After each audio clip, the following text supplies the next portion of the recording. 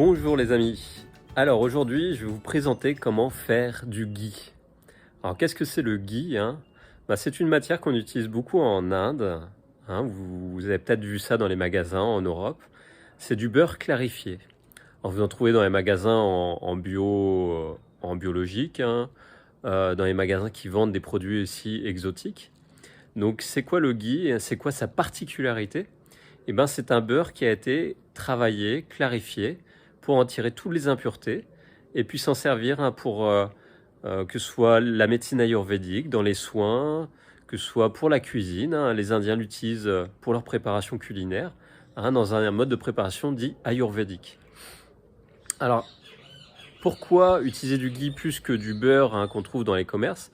Eh ben, c'est que le ghee a été travaillé dans une intention, par rapport au lait entier, au lait demi-écrémé, à tout ce qu'on trouve dans les commerces qui est pasteurisé, hein, ou le beurre qu'on trouve aussi pasteurisé, euh, qu'on trouve aussi sur le marché, et ben le ghee est une matière encore plus purifiée que celui qu'on trouve, hein, sur nos étals en Europe, ou aussi dans les supermarchés, en magasin.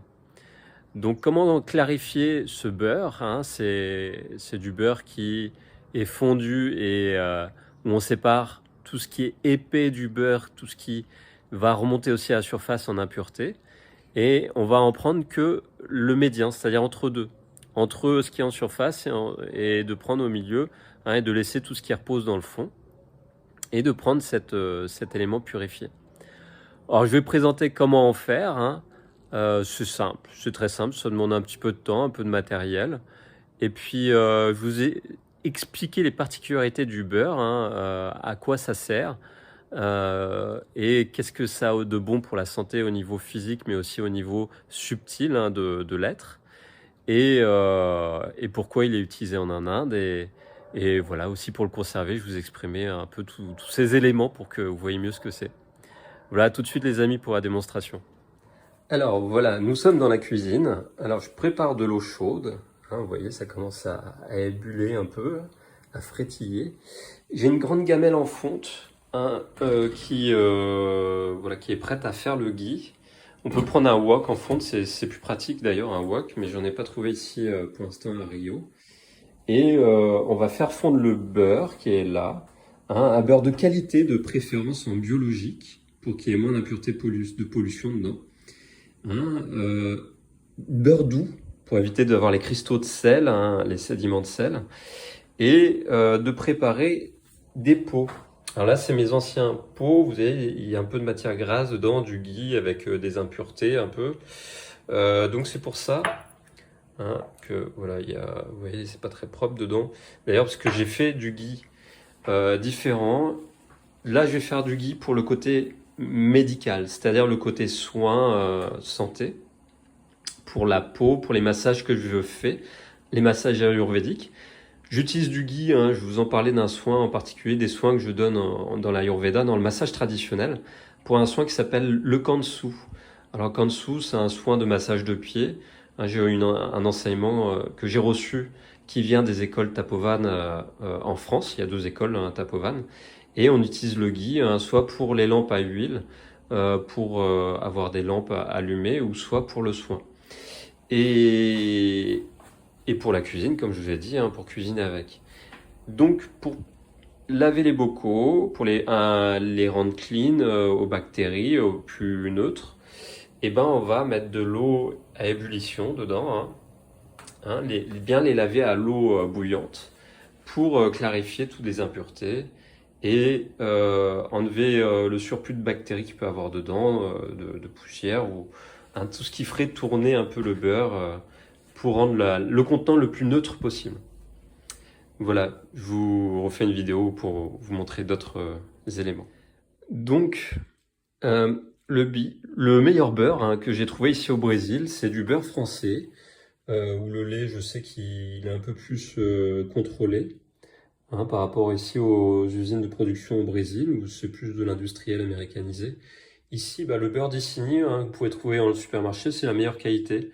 Ils le font en biologique en France, ici il n'est pas bio, mais c'est un peu plus cher ici au Brésil, c'est un beurre importé d'ailleurs, donc j'ai pris celui-là, au moins pour le niveau médical. Après, j'ai pris du beurre président pour le niveau du ghee que je vais utiliser au niveau plus des rites de purification au feu.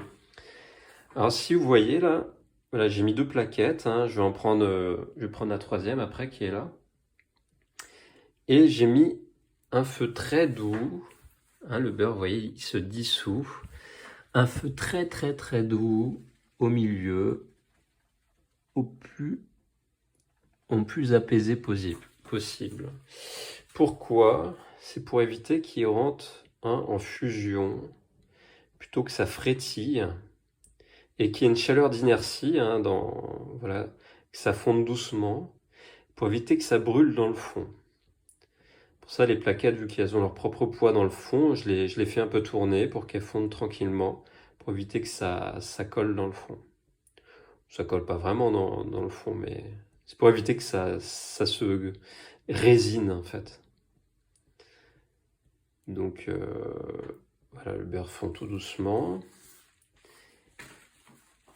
Et je vous montrer un instrument pour récupérer les impuretés. Voilà, le beurre fond tout doucement.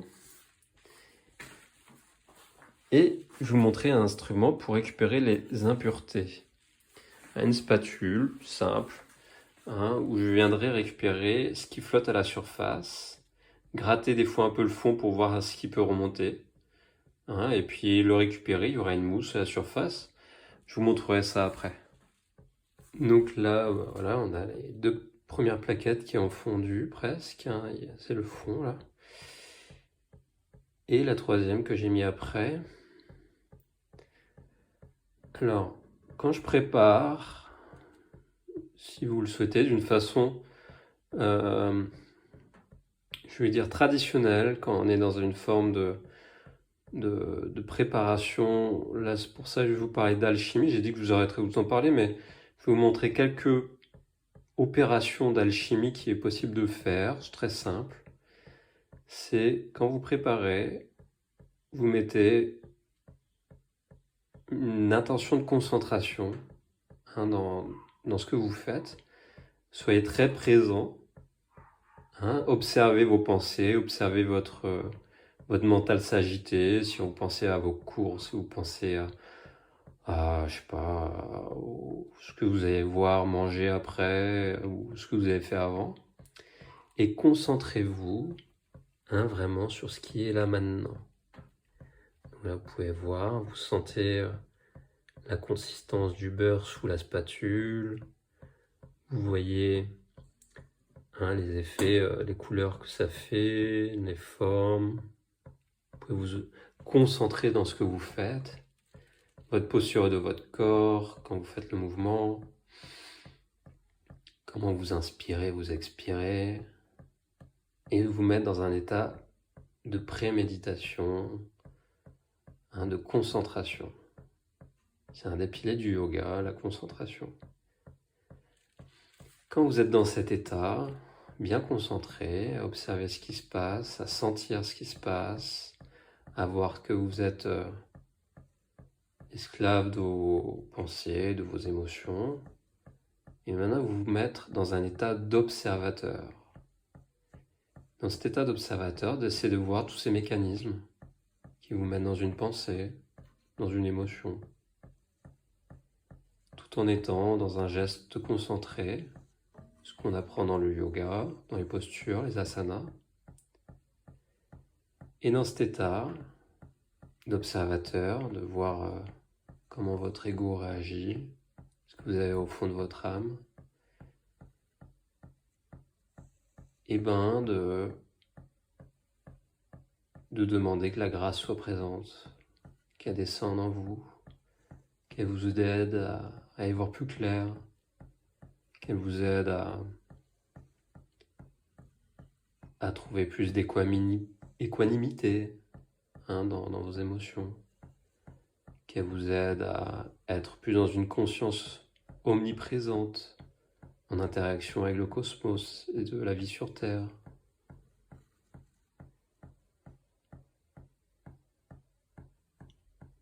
Ça, c'est l'instant de pleine conscience, hein, qu'on voit à Vipassana, la méditation du bouddhisme, être dans la pleine conscience de ce qui se passe, de ce qui se vit. Et de laisser descendre une paix, une sérénité. Et d'être pleinement présent, d'être dans ce que vous faites. Et ce que vous faites, qu'il soit en vous. La conscience satori qu'on appelle dans le côté taoïste japonais. Voilà, une méditation active pour trouver de l'espace dans le silence et de faire descendre cette grâce de présence dans ce que vous faites. Et c'est comme ça que vous allez bénir votre préparation. Que ce soit du ghee, que ce soit à manger pour les autres, d'être le plus neutre possible et de bénir pour apporter tous les bienfaits de cette bénédiction à ceux à qui vous allez donner ce que vous préparez.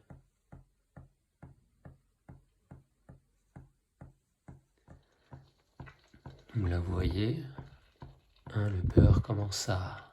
Il y a des frétillements, vous pouvez entendre. En dessous, il y a la flamme qui vibre, voilà, qui fait des petits clapots, là. On l'entend. Elle est très légère, ce qui fait qu'elle peut s'éteindre. C'est une veilleuse qui fait attention qu'elle ne s'éteigne pas, hein, avec un courant d'air. Voilà, les impuretés qui vont remonter à la surface. De vérifier, de maîtriser le bouillonnement pour éviter que ça brûle. Vous le sentirez si ça brûle, hein. Ça aura une odeur assez roussie. Donc voilà, d'être conscient, d'être dans ce que vous faites, de sentir, d'avoir l'instinct, la sensation que c'est trop chaud, que ça brûle, permettre d'être bien présent à ce que vous faites. Voilà, donc j'ai commencé à retirer les impuretés. Je mets à la bouche.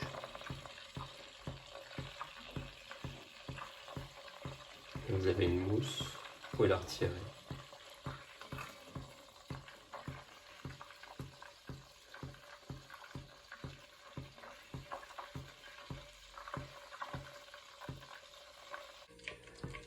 Alors, comme vous pouvez voir, là il y a un petit paquet de mousse. Hein, ça c'est toute la clarification, les matières épaisses qui sont remontées à la surface. Donc pour purifier le beurre, c'est principe de le fondre. Et vous voyez là il commence à être transparent, un peu doré, plus clair.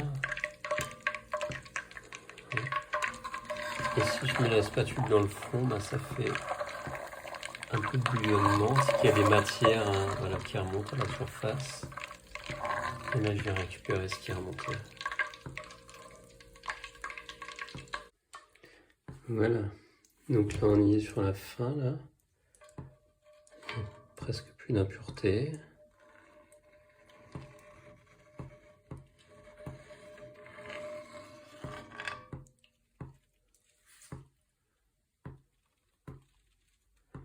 Le fond est raclé, ça ne remonte pas à la surface, il n'y a plus de frétillement.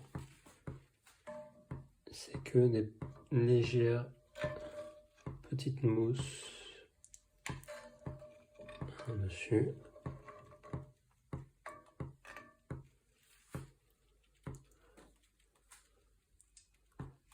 Voilà.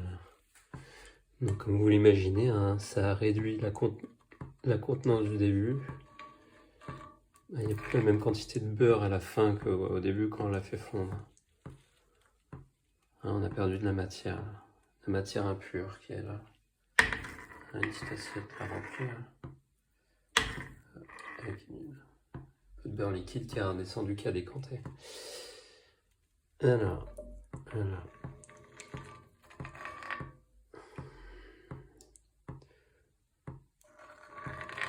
patience. Super, mais bien pour méditer. Voilà, vous pouvez même finir avec un petite passoire pour enlever les derniers nuages, histoire de... C'est mon côté perfectionniste. Voilà, et puis au final, remplir vos bocaux à la louche de ce merveilleux liquide doré. En Inde, on prend, dans un côté ayurvédique, normalement, on prend du cuivre ou de l'argent pour faire des opérations alchimiques. C'est neutre, ça purifie en même temps l'argent. Là, j'avais une louche en métal, j'ai pas d'argent, l'argenterie est pas là. Donc voilà, vous remplissez tranquillement. Faites attention, votre casserole en fonte parce que elle n'aime pas les chocs thermiques violents, elle pourrait se fendre si vous mettez dans de l'eau froide direct. Et voilà, devant du ghee tout prêt,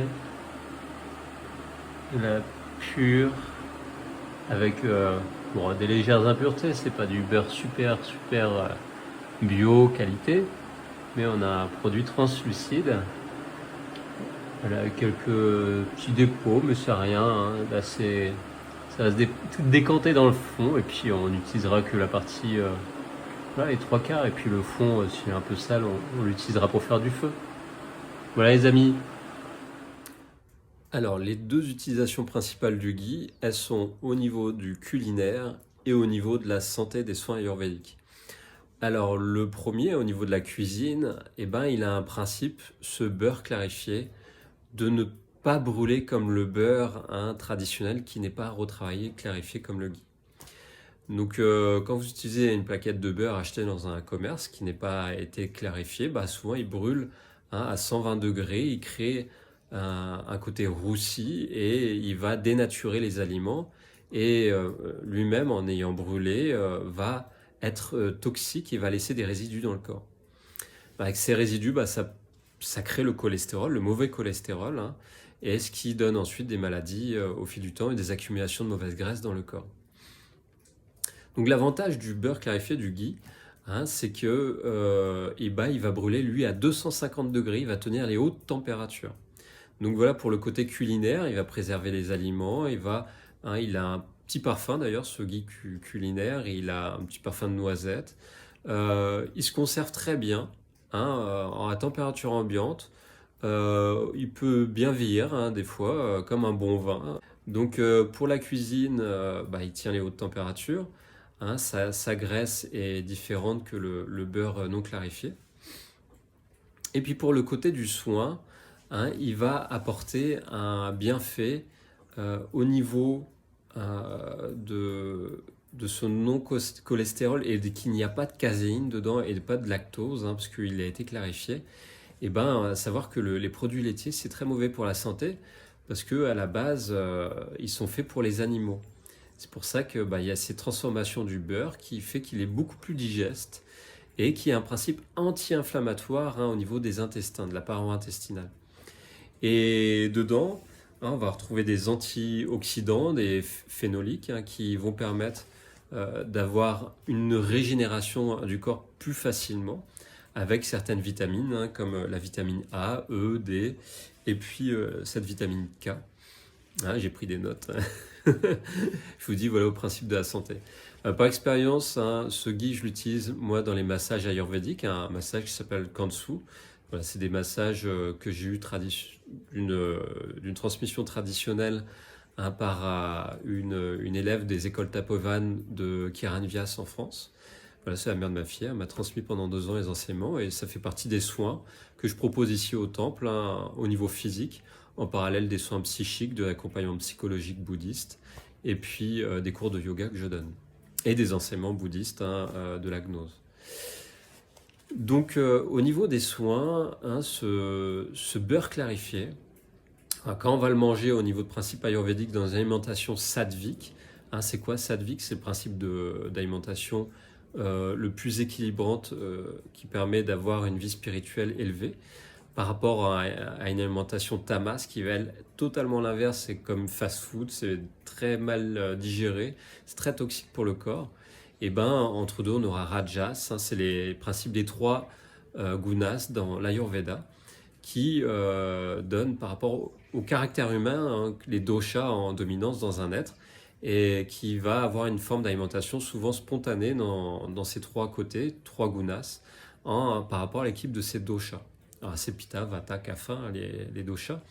Je ne vais pas vous faire un cours d'Ayurveda, mais c'est pour vous dire que voilà, ce beurre clarifié, il peut être utilisé hein, d'une façon sattvique, c'est-à-dire d'une alimentation bienfaisante pour le corps, la conscience, hein, et pour que les émotions soient bien véhiculées, comme ça en ayant une bonne alimentation. C'est le principe de l'Ayurveda, c'est la science de la vie, ça veut dire Ayurveda, science de la vie, pour mettre plus de lumière dans son corps, dans son physique, dans sa réalité physique, et en imitant une forme d'alchimie spirituelle, hein, en équilibrant les doshas. Et ce côté physique que j'utilise moi pour les soins en Ayurveda, il y a ce massage, je vous parlais du Kansu. Hein, le Kansu, c'est un massage de pied avec un bol, un petit bol en différents métaux. Et je vous ferai bientôt une vidéo d'ailleurs sur les soins ayurvédiques, hein, que ce soit massage de main, de visage et de pied que je propose. Ici au temple, hein, à distance, je ne vais pas me déplacer en France pour les faire, hein, si vous venez au Brésil. Donc, des bienfaits hein, qui sont utilisés pour le ghee, il y a différentes façons. Hein, il y a la cuisine, je vous disais, que ce soit le massage, mais aussi hein, l'automassage. Par exemple, pour les yeux, si vous en frottez sur les yeux, eh ben, ça peut vous aider au niveau des problèmes oculaires. Hein, si vous avez des problèmes de vue qui baissent, ben, ça peut vous aider voilà, à regagner de la vue. Il y a des principes actifs dans ce ghee qui vont aussi calmer les inflammations intestinales, hein, qui vont permettre une meilleure régénération aussi hein, par rapport aux substances qu'il a. Et puis, il y a aussi le côté qui peut être utilisé pour soulager la toux. Hein, si on a des problèmes de toux, vous prenez 2 cuillères à café de ghee, hein, c'est une recette de grand-mère. Prenez une cuillère à café, alors j'ai noté, j'ai inversé je crois, ouais. C'est de la poudre de gingembre, du ghee, et vous faites un mélange hein, de ce ghee et poudre de gingembre. Très bon pour la toux, quand vous avez des problèmes, ça aide à passer hein, le problème de toux. Alors, on connaît bien ce remède aussi, ça c'est plus connu en Europe, c'est le miel avec le citron et le gingembre hein, dans de l'eau chaude. Ça c'est aussi un remède ayurvédique. Et tous ces petits remèdes, quand vous avez des problèmes au niveau de la circulation des flux, le ghee il va aider hein, avec le gingembre. Le gingembre a un principe anti-inflammatoire. Voilà, et puis le ghee, lui aussi, avec son principe anti-inflammatoire, est de lubrifier. C'est un principe de lubrification au niveau du système nerveux et des articulations. Hein, c'est une très bonne substance pour aider à ce niveau-là. Donc voilà, j'ai pas d'autres informations à vous donner. Je fais le tour un peu. Ah si, voilà. Si on a des problèmes intestinaux, ça c'est un autre remède avec du lait chaud. Hein, et puis vous prenez 2 cuillères à café de ghee que vous mettez dans le lait chaud hein, le soir. Hein, le lait déjà va avoir un principe d'aider à s'endormir. Et puis va aussi décongestionner au niveau avec le ghee, hein, au niveau intestinal, si on a des problèmes au niveau intestinaux de blocage de sel, ça va aider à fluidifier. Voilà. Voilà pour les informations très brèves sur le ghee. Et j'aurai 2 invités ou une, hein, voilà, ça dépend des personnes si elles sont disponibles, pour vous parler de leur expérience en Inde, dans les ashrams ou que ce soit dans la culture indienne, hein, au niveau culinaire et ayurvédique des soins. Voilà, à bientôt. Rebonjour les amis, donc une petite suite comme je vous avais dit dans la vidéo avec Patricia que vous connaissez déjà. Voilà, qui va vous présenter un peu son expérience en ashram en Inde, à Ganeshpuri, hein, c'est ça? Ganeshpuri en Inde, oui. À 200 km de Bombay à peu près. 200 km de Bombay. Et elle va vous présenter un peu son utilisation dans la cuisine, parce que tu as travaillé en cuisine, hein, tu m'avais dit. J'ai travaillé dans les cuisines, mais surtout à l'ashram de Sydney en fait. Ouais. En tant que cuisinier tout simplement. D'accord. Dans l'ashram de Sydney, de Mishkil. Ok. Et tu as utilisé alors du ghee pour la cuisine, du beurre normal Non, dans l'ashram à Séné, on utilisait du ghee, comme en Inde, dans la tradition. Et donc, le ghee, c'est ce qu'eux ils appelaient le beurre clarifié, voilà, tout simplement. Et c'est beaucoup plus léger, c'est beaucoup plus digeste. Et lorsqu'on le met à haute température, ça ne noircit pas en fait. Il garde une propriété que le beurre le beurre au produit laitier, lui, roussit, il voilà, change de texture et d'odeur. Ça sent carrément le tramé si on oublie le beurre sur le feu. Oui. Et donc ce beurre clarifié qu'on appelle le ghee, tu le pratiquais dans l'ashram d'une autre façon qui était culinaire? Tu l'utilisais peut-être en soins, il faisait des soins avec?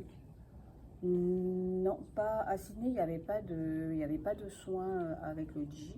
Par contre, il l'utilisait vraiment en cuisine. D'accord. Ouais. Okay. Que en cuisine. Ouais, vous n'avez pas un centre de cure dans cet ashram? Non. Par contre, ça a été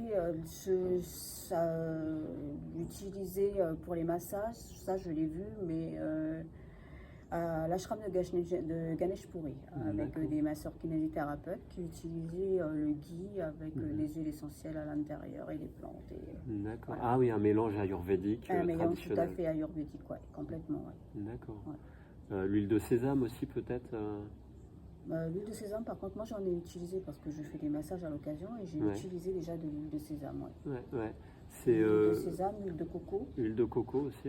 Et puis l'huile d'olive, on va l'utiliser beaucoup plus pour les cheveux. L'huile de coco, on peut l'utiliser également, mais c'est l'huile de coco pure, comme c'est préparé à Tahiti, c'est-à-dire ils râpent le coco. Et le coco, ils le mettent après dans des grands bols en bois au soleil. Après, ils mettent des fleurs de tiare dedans. Donc ça sent très très bon. Ça c'est à Tahiti, ça? Ça c'est à Tahiti. Mais ils font la même chose en Calédonie. Ils le font aussi en Calédonie. D'accord. Et donc le coco va rendre de l'huile au soleil. Tout simplement, on va se transformer en huile. Et tu me disais on en parlait avec Geneviève ici qui a été en Inde aussi, que dans le sud de l'Inde c'est plus typé avec cocotier, plus aéré, donc il y a moins de vaches, donc ça donne plus d'utilisation de l'huile de coco pour la cuisine. C'est ça. Par rapport au nord de l'Inde où ils ont des plateaux plus des vaches de vaches et il y a plus de lait, donc du beurre par derrière. On voit quand même les vaches qui traversent Bombay. Ouais. Donc c'est certain. Ouais. Mais tout le monde reconnaît Titi quand même. Ah, Mistigri. Mistigri qu'on ne présente plus. La star de la maison de la C'est la star de la maison. Et donc voilà, ce ghee, tu as vu les différences de propriété dans la cuisine pour faire des sauces peut-être ou des légumes préparés? Non, c'était plutôt pour faire revenir les légumes, après faire des plats ou en sauce ou juste comme ça pour frire, ne serait-ce que frire le tofu et le tofu qu'on préparait nous-mêmes d'ailleurs. Ok. Donc voilà, on a fait le tour un peu du ghee et je vous conseille en tout cas de faire l'essai, de faire le test sur plusieurs jours, d'arrêter les produits laitiers qui sont à base de caséine et de lactose, de mettre plus à des produits sans substance de produits laitiers qui sont indigestes par l'être humain normalement, et d'essayer pendant 10 jours par exemple de faire un petit massage régulier, que ce soit des yeux ou des pieds avec le ghee, de l'ingérer et vous verrez bien par la suite les résultats que ça peut vous donner au fil de ces jours qui avancent. Peut-être des détoxifications au début parce que le corps va arrêter d'utiliser des toxines régulières. Donc il y a un effet de détoxification, c'est souvent les 3 premiers jours. Et puis après, normalement au bout de 5-7 jours, on voit des transformations. Et au bout de 10 jours, vous verrez si vous aurez toujours envie de manger des produits laitiers comme le beurre ou le fromage. que je vais rajouter, c'est que personnellement, j'utilise ou l'huile de coco ou l'huile de sésame pour faire des massages. Pour faire des massages, ouais. Très bon à l'huile de sésame pour les massages. Il y a un dicton qui était dit dans les écoles, qui est peut-être toujours dit dans les écoles Tapovan. J'y ai pas été, mais c'est ce qu'on m'a rapporté. C'est sésame, ouvre-toi. Voilà les amis, à bientôt.